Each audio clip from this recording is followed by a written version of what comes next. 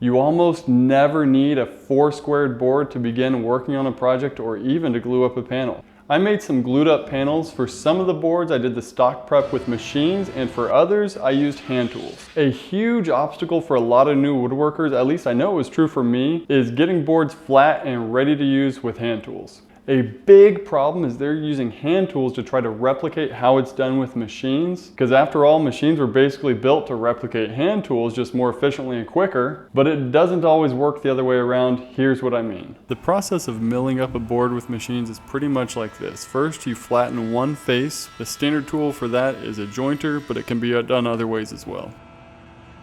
Next, you get a squared up edge by riding the newly flattened face against the fence.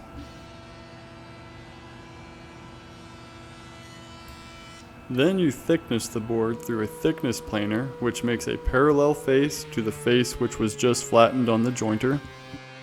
As the board comes out of the planer, it's going to have 2 true faces, or 2 flat faces, and 1 squared up edge. The final edge is squared up by putting the jointed edge against the fence and ripping it on a table saw. And again, there's many ways that each of those tasks could be done, but the jointer, planer, and table saw are pretty standard for those operations. At this point, I'm gluing up for a wider panel. This is a totally different process than I would take if I were gluing up a panel of boards flattened with hand tools. All the boards have the same thickness, so this is going to be pretty easy. I get the boards oriented however I'm going to do it and mark a couple lines to keep things lined up once I've got the glue on there. Hit those edges with a bit of glue, spread it around with my finger, and use the bench cross rail for its true purpose, which is to wipe gluey fingers off on. Here's where it gets so dang easy. Because the boards are all the same thickness, lining them up is really simple.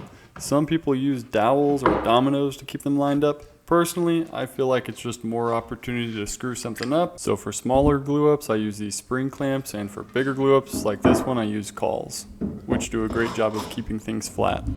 At this point I just tighten up the clamps a little bit till I get a nice bead of glue squeeze out. And a little bit of glue drips on the workbench, but I don't worry about it, it pops right off.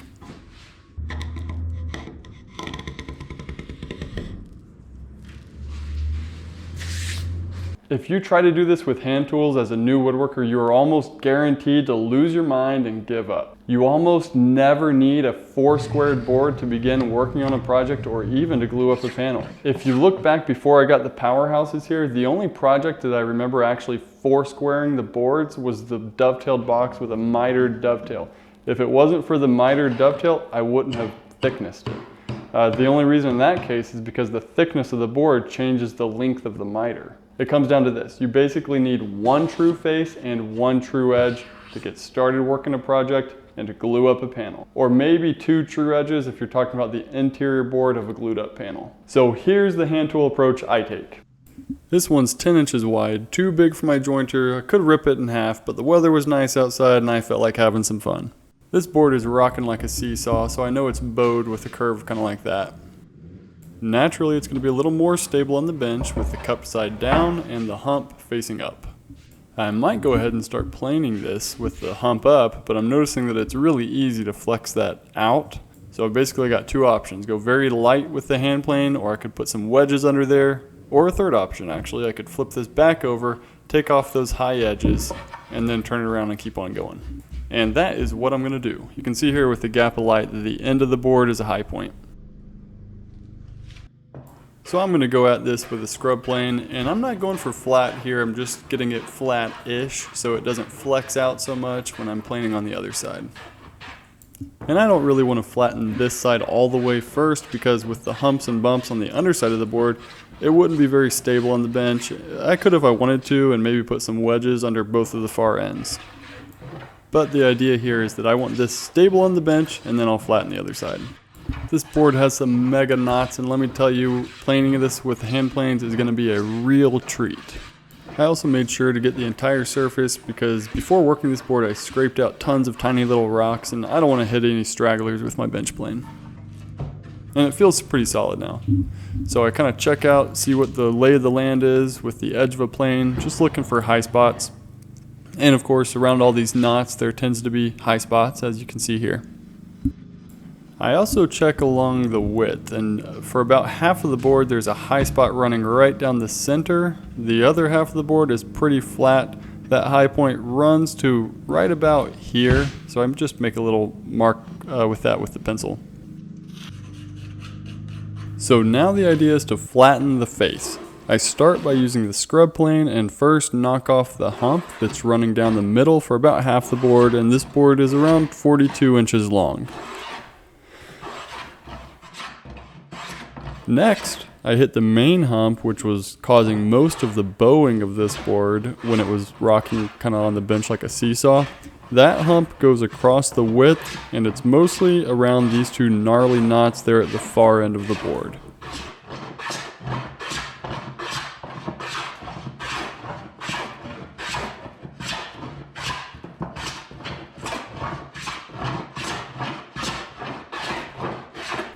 I'm getting some serious tear out, so I try flipping it around, and it really doesn't make a big difference because with those knots, you're going to be going against the grain on one side of the knot or the other. Now I work the full surface, trying to get everything down with the scrub plane. One thing I'm noticing is that I used to have a tendency, and I think it's probably pretty common, to end up planing low points around the perimeter of the board, like on the two ends and the two sides. So it's better at this point to have slightly higher perimeter because that flattens out really easily with the next bench planes.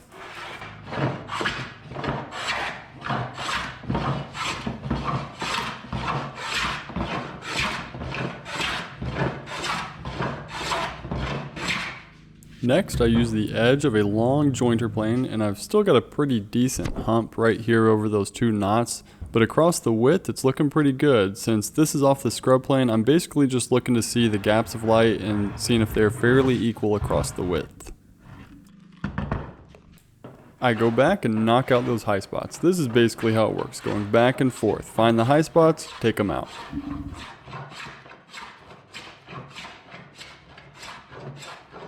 I take the edge of the jointer plane and again check to see if I took care of that hump. As I'm sliding it down the board checking, I give it a little bit of a twist motion because if there is a big hump, the plane will spin on it. I put these things, they're called winding sticks, and take a quick look to see if there's any wildly obvious twist. So when you sight down these things, it looks like that corner on the left, on the back left, is a little higher. But this is off of a scrub plane and it wasn't super significant, so I'm not going to mess with it for now. I'll just keep it in mind for later. Next, this is the number 5 bench plane. Start planing this down to knock off the ridges that were left from the scrub plane. This is where things actually start to get flat. The scrub plane is really to remove serious defects like twist, cup, and bow, and this is where the flatness starts to happen. And besides just knocking down the ridges from the scrub plane, there's also some really deep tear out just because of the nature of this board. And this plane will, with the cap iron and everything, is going to take care of that and start smoothing it out. Periodically, I rub some paraffin wax on the sole of the plane, which helps it to glide smoother, makes it feel lighter, and it decreases friction, which helps keep the temperature down. The sole and blade on hand planes can actually get extremely hot if you're doing a lot of planing, so this helps a little bit. And I also feel like when the blade gets super hot, the sharp edge degrades a little bit quicker and I have to sharpen more.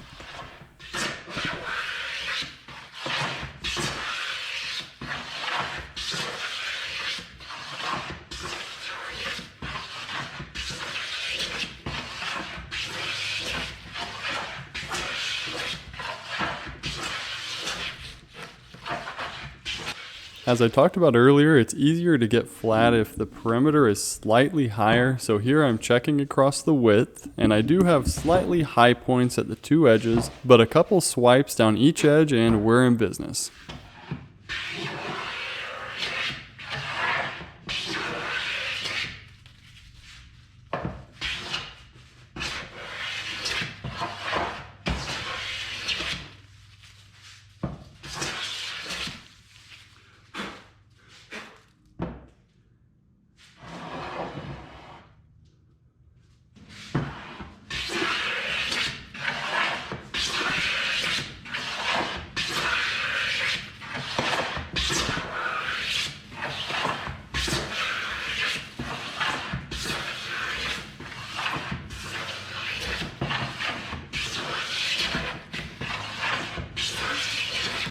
Those knots are kind of sticking me here and there, so they can be pretty tough to plane, and you'll see how that comes into play in a minute.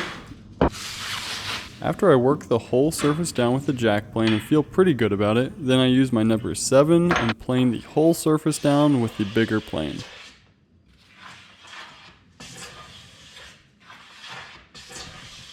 Check it with the edge, looking for high points. And as I mentioned a second ago, the knots are tough and hard to plane, and they ended up being a high point, so I focused some planing directly over those knots.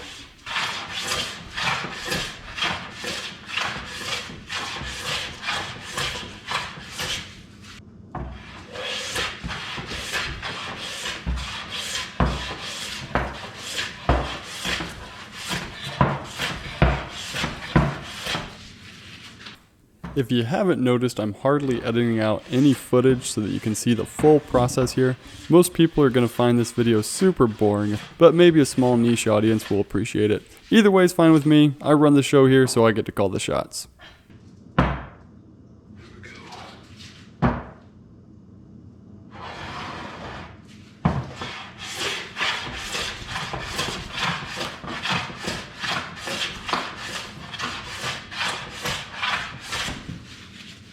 Sometimes on these full-length passes you can see I take my hand off of the front knob. This is pretty much just good insurance against planing a low point at the end of the board, which is pretty easy to do if you're not careful.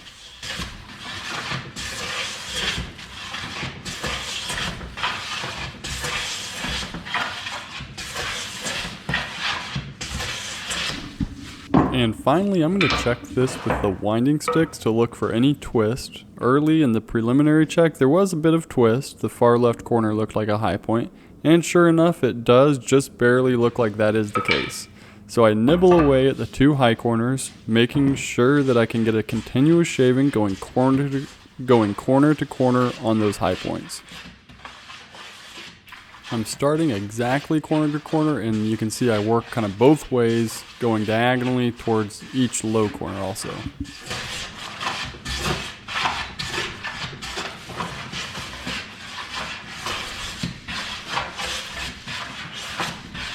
Then I finish off by going full length straight shavings all the way down the board.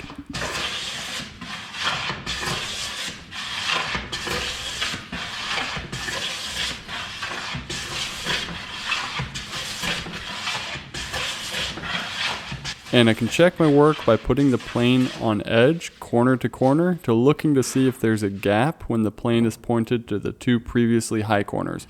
And I also check the other way to see if there's a hump when pointing to the 2 previously low corners. Looks good to me, so I give it one last final check with the winding sticks, verify that there is no twist, then I mark that face to indicate that it's straight, flat, not twisted. Next, a much easier task is going to be to square one edge to that face. As with the face, jacked up areas on the edge tend to be around the knots. Knots are where branches were coming out of the tree, so naturally that's going to be where there's more grain changes and movement and stuff like that.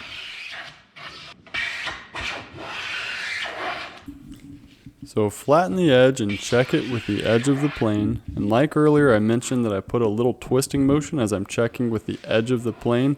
If there's a hump, the plane will swivel on it like this. And next, after getting the long edge straight, it's time to see if it's actually square to that trued up face. May or may not be able to tell, but it's connecting there on the right, and there's a gap here on the left, which means that there's a high point over on the right side.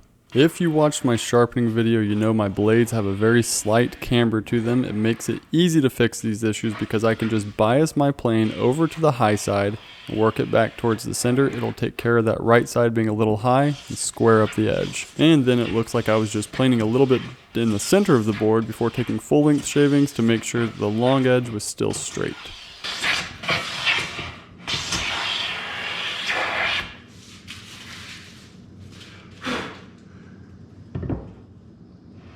Then one last check for straight and a square edge before marking that edge as the true edge. Now, a huge difference and a massive time saver when gluing up these panels that were planed by hand is that I don't worry about getting them to the same thickness. I just put the trued up face down on the clamps when I glue up. Because of this, spring clamps and cauls won't work, and it could even knock out the alignment of the face side of these boards. One face and one edge is so much easier and a lot of the time just as efficient. Again, the bottom is where the true faces are. The top doesn't need to be the same thickness. Even the final project, it doesn't need to be thickness in many cases, such as this one where it's going to be dovetailed. And even though I won't thickness it exactly, I will clean it up with a hand plane and get it somewhat flat and smooth, but not parallel to the other face. This is how we do it, boys and girls. If you like it, then subscribe. I got a lot of sweet stuff coming down the pipeline.